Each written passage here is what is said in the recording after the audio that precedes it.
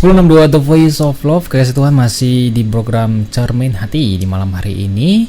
Bagi Anda kekasih Tuhan yang mau didoakan, ya langsung saja kirimkan beban doanya di jalur SMS dan WA, yaitu di 0813-330-60.000, atau mau telepon langsung di studio kami, yaitu di 031-504-6000. Baik kekasih Tuhan, kami akan lanjutkan renungan kita pada malam hari ini. Oke, kita lanjut, yaitu yang tadi sudah saya sampaikan. Fase pertama yaitu masa lalu, dan fase kedua yaitu masa sekarang yang kita hadapi pada saat ini. Yang seperti saya katakan tadi, bahwa banyak orang, walaupun dia adalah orang percaya atau anak-anak Tuhan yang tidak percaya, mereka mengalami apa yang terjadi seperti saat ini. Kita lihat COVID-19 yang terjadi pada saat ini, di mana banyak sekali orang-orang, banyak sekali siapapun dia, baik itu anak Tuhan atau siapapun mereka, mengalami yang namanya masa sekarang yang terjadi dalam kehidupan mereka. Yang paling menyedihkan, kekasih Tuhan, kita bisa lihat banyak orang yang di PHK, banyak orang yang diberhentikan dari pekerjaannya, banyak orang yang jatuh, dan masih banyak sekali. Kalau kita lihat, kalau kita mendengar dari siaran radio, TV, atau kita baca di koran-koran, kita bisa melihat banyak orang mengatakan masa sekarang adalah masa yang paling sulit yang kita hadapi pada saat ini.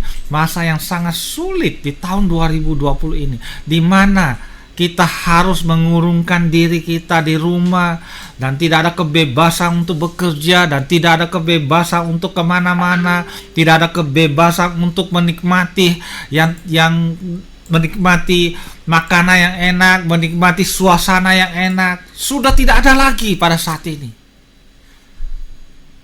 Oleh karena itu, kekasih Tuhan yang saya mau sampaikan kepada kekasih Tuhan semua, dimanapun berada, mari kita melihat situasi yang sekarang ini, masa sekarang ini. Mari kita serahkan apapun yang terjadi dalam setiap kehidupan saudara dan saya. Kita tidak usah takut, kita tidak usah khawatir.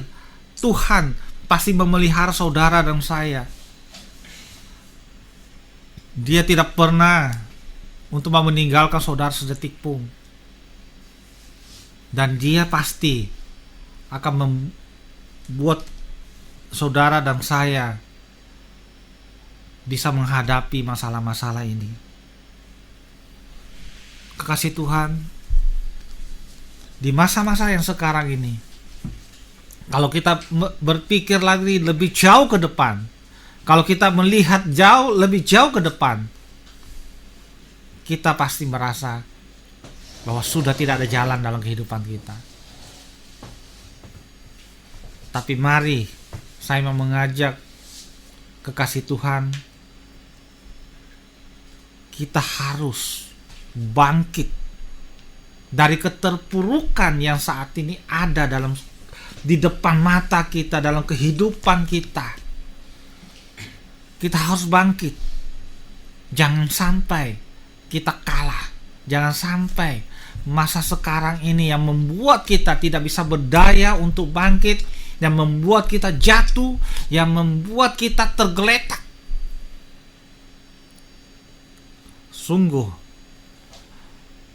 saya mau sampaikan kepada saudara, kalaupun saudara dan saya tidak kuat untuk menghadapi situasi yang saat ini terjadi, kita pasti tidak bisa bangkit untuk berdiri tegak. Oleh karena itu, kekasih Tuhan dimanapun berada, saya melihat bahwa situasi dan masa sekarang ini lebih banyak orang-orang yang saat ini mereka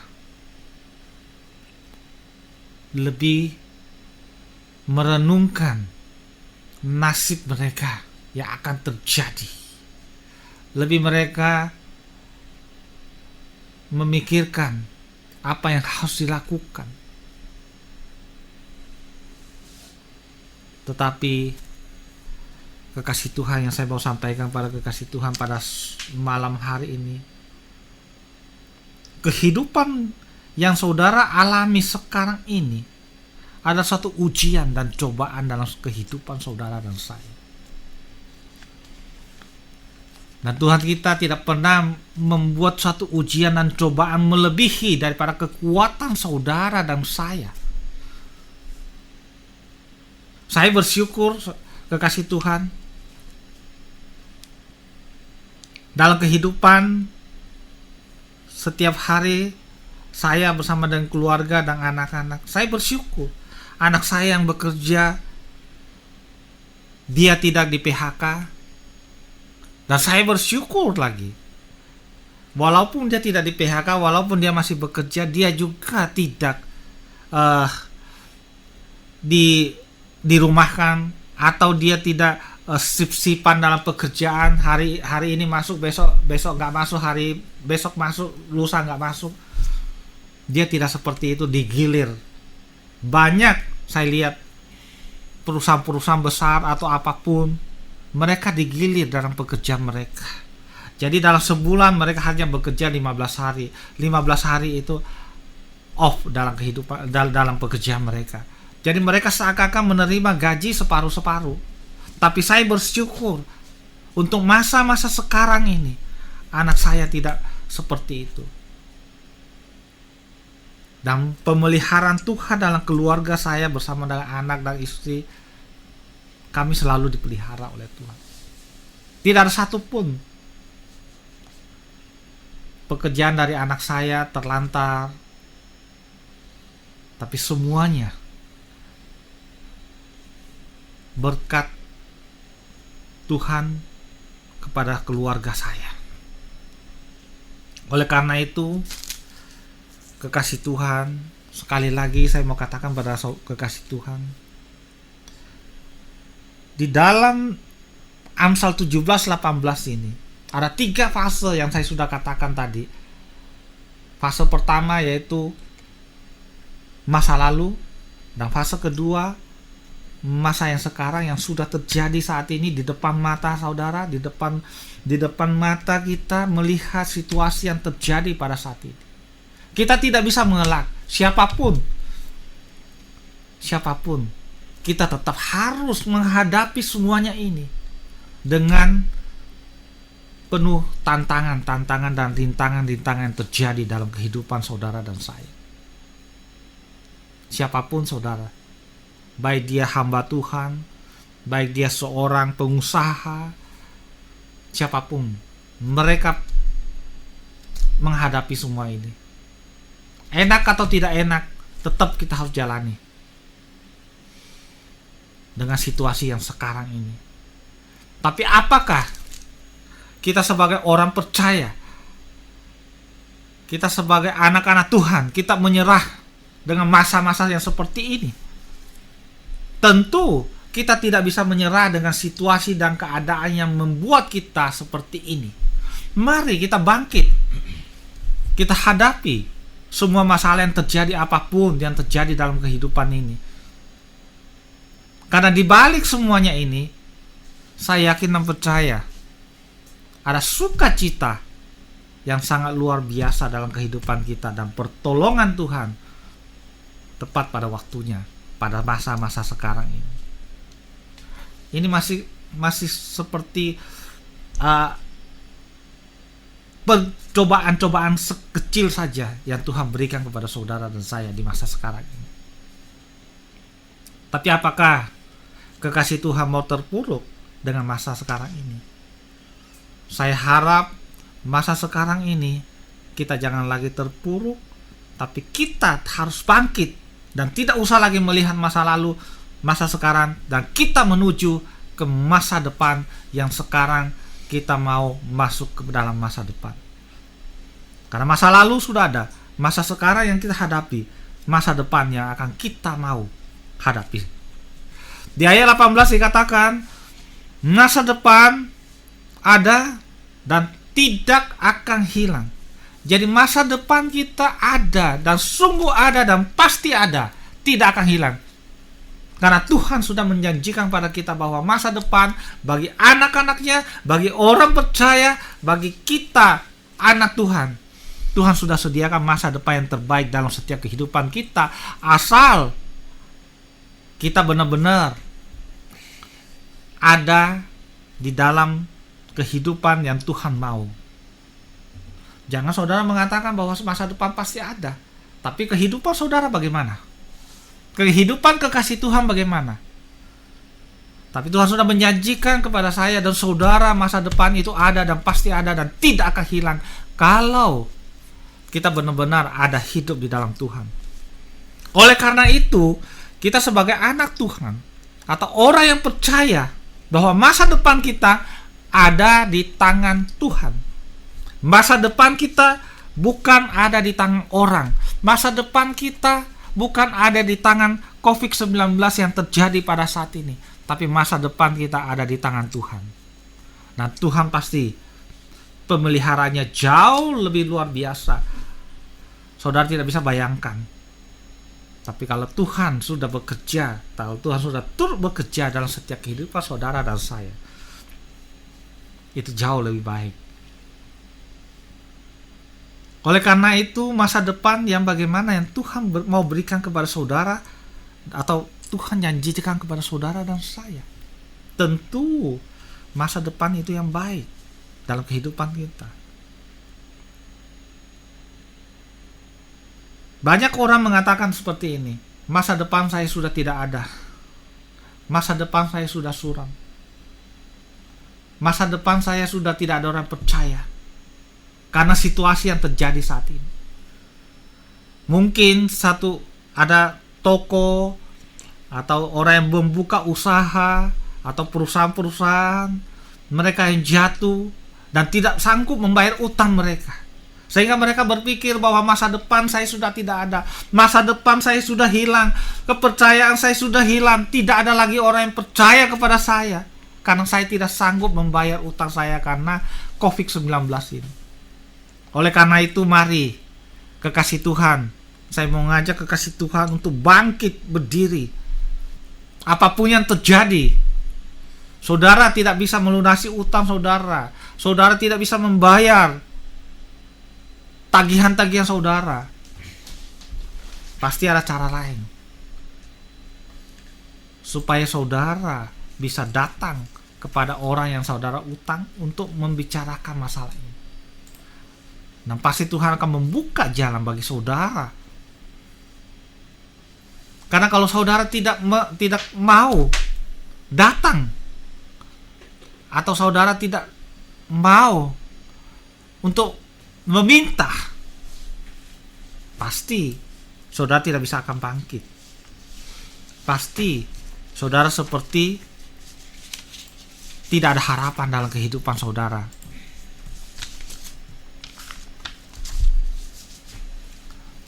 Seperti saya katakan, mungkin usaha saudara gagal, pabriknya saudara tutup, atau saudara tidak lagi bekerja, dan saudara seakan-akan bahwa mengatakan dunia ini sudah hilang tertelan dengan bumi begitu saja.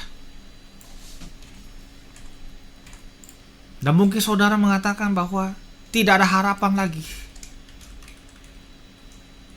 tidak ada lagi yang saya bisa perbuat dalam kehidupan saudara. Oleh karena itu, kekasih Tuhan, mari kita tidak usah takut, kita jangan gentar, karena Tuhan janjikan kepada saudara dan saya bahwa harapan itu masih ada,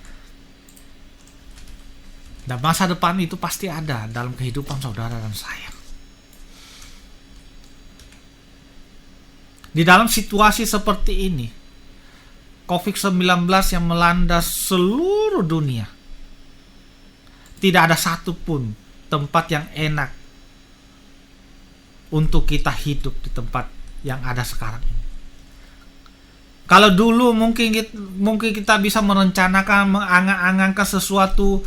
Kalau nanti saya tua, masa depan saya saya akan sudah pensiun dari kerjaan saya sudah tidak mau lagi tinggal di Indonesia, saya sudah membeli rumah yang aman, mungkin di luar negeri, di Singapura kah, di Australia, dimanapun. Saudara sudah mempunyai ancangan dalam kehidupan saudara bahwa masa depan saya sudah tinggalkan semua.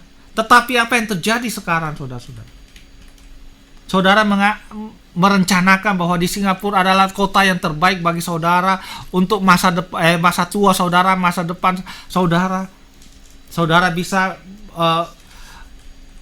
pensiun dari pekerjaan. Saudara mengatakan di sana terbaik, adalah tempat yang baik, atau di Australia atau di Kanada, dimanapun. Tapi sekarang apa yang terjadi? Masih adakah negara atau di dunia ini yang tempat yang paling aman? Sudah tidak ada lagi, saudara-saudara. Yang paling aman kalau kita sudah ada di surga. Jadi kekasih Tuhan, dimanapun kekasih Tuhan berada, dimanapun pendengar radio Sangkakala berada, mari kita ingat di ayat 18 yang mengatakan kepada saudara dan saya bahwa masa depan itu ada dan sungguh ada dalam kehidupan saudara dan saya. Tidak ada satupun yang saudara ragukan. Kalau saudara benar-benar ada dalam kehidupan Tuhan, di dalam kehidupan bersama dengan Tuhan. Jadi jangan kita ragu lagi. Siapa yang kita sembah? Allah siapa yang kita puji dan sembah kepada Dia? Dia adalah Allah satu-satunya yang menolong saudara dan saya dalam setiap kehidupan saudara. Pada saat saudara jatuh, pada saat saudara tergeletak, Dia mengangkat saudara untuk menuju masa depan yang baik dalam kehidupan saudara dan saya. Oleh karena itu, yang Tuhan janjikan kepada saudara dan saya dalam masa depan saudara dan saya, yang Dia mau berikan kepada saudara dan saya adalah masa depan yang penuh dengan damai sejahtera. Yang saat ini saudara merasakan tidak ada damai sejahtera dalam kehidupan saudara karena dengan adanya COVID-19 ini, sehingga saudara mau bekerja sesuatu sudah tidak bisa, sehingga saudara mau melakukan sesuatu pekerjaan dalam kehidupan saudara sudah tidak bisa. Jangankan melakukan pekerjaan, beribadah pun sudah susah, membawakan firman pun sudah susah bagi hamba-hamba Tuhan saat ini. Tapi saya mau katakan kepada saudara, masa depan yang Tuhan janjikan, yang Tuhan mau berikan kepada saudara adalah penuh dengan damai sejahtera dalam hidup saudara. Dan masa depan yang Tuhan mau berikan kepada saudara itu tidak pernah hilang. Masa depan yang tidak pernah hilang, yang kalau Tuhan, dari Tuhan, dan yang Tuhan mau berikan kepada saudara apa? Masa depan yang pasti. Kita perlu kepastian. Kita perlu kepastian. Kita ikut Tuhan. Kita mengikut Tuhan. Kita mau kepastian dalam hidup kita. Dan Tuhan sudah berikan kepada saudara dan saya. Kekasih Tuhan, apa yang Tuhan sudah berikan kepada saudara dan saya, yaitu masa depan yang pasti ada, dan masa depan yang penuh dengan kemenangan. Masa depan yang penuh dengan kemenangan dalam kehidupan saudara dan kemuliaan. Masa depan yang penuh dengan kemenangan, masa depan yang penuh dengan kemuliaan dalam hidup saudara dan saya. Jadi saudara-saudara, Bapak Ibu, kekasih Tuhan, dimanapun berada, sungguh kalau kita percaya bahwa masa depan itu ada dalam setiap kehidupan kita bagi orang yang percaya. Karena banyak orang yang tidak punya masa depan. Karena kenapa? Saya mau katakan banyak orang yang tidak punya masa depan karena mereka merasa pesimis, karena mereka merasa khawatir, karena mereka merasa tidak sanggup untuk menghadapi masa depan. Kenapa? Karena mereka masih melihat ke masa lalu mereka, masa lalu yang membuat mereka akan terpuruk, dan masa lalu akan membuat mereka tidak bisa bangkit dalam setiap kehidupan mereka. Jadi kalau Tuhan sudah berikan kepada kita masa depan yang penuh dengan damai sejahtera, masa depan yang tidak pernah hilang, masa depan yang pasti dalam kehidupan saudara dan saya, masa depan yang penuh dengan kemuliaan, kemenangan dalam kehidupan saudara dan saya, apalagi yang saudara takutkan di dalam masa depan saudara? Saudara serahkan kepada Dia. Inti dari semuanya ini, saudara tidak usah lagi melihat ke masa lalu yang belakang-belakang, apa yang sudah terjadi dalam kehidupan saudara. Saudara buang jauh-jauh, saudara lempar jauh-jauh. Tidak usah lagi melihat masa lalu saudara, tapi saudara pastikan bahwa setelah saya tidak mengikut masa lalu saya akan datang kepada masa sekarang yang sudah terjadi, dan masa depan akan menyongsong dalam kehidupan saya, dan masa depan saya akan sangat luar biasa dalam kehidupan saya yang sudah Tuhan berikan kepada saya dalam kehidupan saya. Oleh karena itu, kekasih Tuhan, inti dari semua firman Tuhan yang saya sharekan kepada kekasih Tuhan, mari kita ambil satu komitmen pada malam hari ini. Kalau ada pun saudara kekasih Tuhan yang merasa tidak bisa bangkit dari masa yang lalu dan menuju ke masa sekarang dan menuju ke masa depan, pada malam hari ini kekasih Tuhan ambil satu komitmen untuk datang kepada Tuhan, dan Tuhan pasti menolong saudara dan saya. Amin.